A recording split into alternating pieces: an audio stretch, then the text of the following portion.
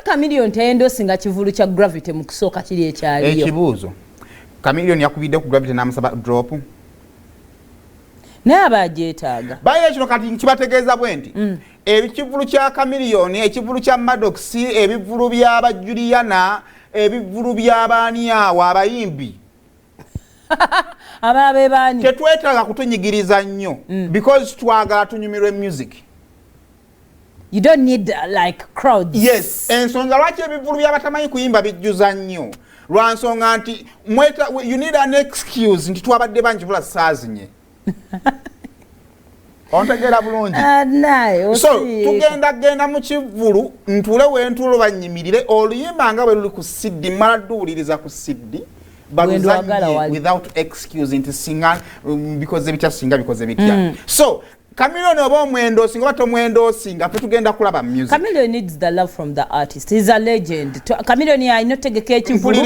Buli muyimbi n'amulaka kulaba. Chameleone yakola ekimala okulwanisa abakongo ne bava wano na inspiring aba Gravity okutegeera nti industry ene erimu ssente. Kati oba akuwadde drop patakuwadde. Chameleone inspiration bwagattako drop aba akoze kinene.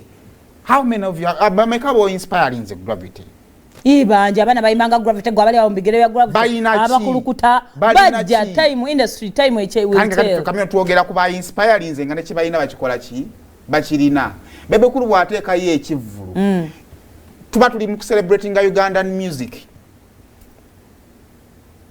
Chameleone wakiteekayo Bobi Wine wakiteekayo abo tebakyetaaga kumala kukola drop ebe byetaaga mu drop is okubateita bantu specifically but eraga respect. It shows respect to wow buli muyimbi akkiriza nti Chameleone ne ekivulu kino ngenda kibagamba bwe kiti obulamu bw'ensi eno mwe munalowooza nti lwakuba hafi okera kumakya n'otula kusumulula otandika okumanyira ba legendary presenter ababaddewo for 10 years lwakuba naawe olina omukutu gw'okolako you're wrong. Bayize n'essimu y'omuntu gyenfuna ne mukolera ekintu nga nkimukoledde bukolezi kubanga ankubidde essimu. Waliwo ankubira nga olina okumala okunsasula wadde tukola gwegumu kubanga tonnaki aninga. Si kyatteeka nti lwakuba tukola ku TV ffenna ndi entitled okukolera ky'oyagala.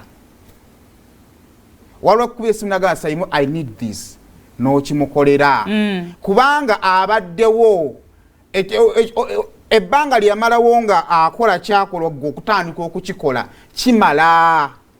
So wakati awo mwebulakwa mulowooza music kasako kaniigiina. But do you know that I know, I really understand where you're coming from. Naye okimanyi nti nno naawe gwe legendary ali eyo alowooza nti nno wakola nnyo. Yes wakola nnyo. Naawe bano abantu bano bo inspiring ba deserving some respect from you. Bwabanga Chameleone tayendosinga yavayoko n'avuma music wa Gravity.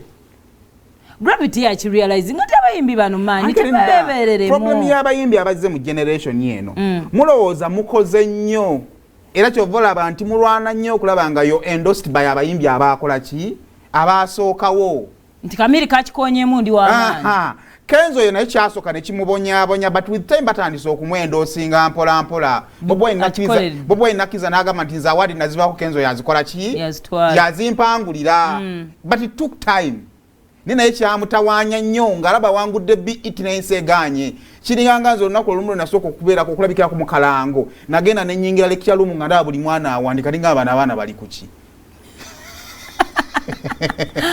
tebalaba sita kyenwana kyebasomerera okufuna nze kyendi ndi ku TV bankubye mu kalango nengenda show yaffe negenda ku TV ng'eyalinga mu prime time nga ntuuka mu lecture room naye nga bawandiika nga tebanfaako naye bano balagala kubeera ba presenter nze tudde ku TV kwendi oba ntegeera kati ye problem y'abayimbi bali line z'abagundi gye balina nti balaba bakikubye nnyo naye bakomawo eno Chameleone nange bakyawandiika tebakiraba nti bakola ki but with time kati Kenzo esaazi takyetaaga endorsement ya muntu yenna bebe kula mwendo osinze Bobi Wine na mwendo osinze Chameleone yatanavaayo open mwendo osinga balalisa ina majority so Gravity basigale nga bakola sigala ng'okola with time kubanga Chameleone ng'oleetako obusungu nti sijja kumuwa drop ya Gravity badegenda kuleeta abantu bameka mu kite ovo abawagizi ba Gravity nga we bajjawa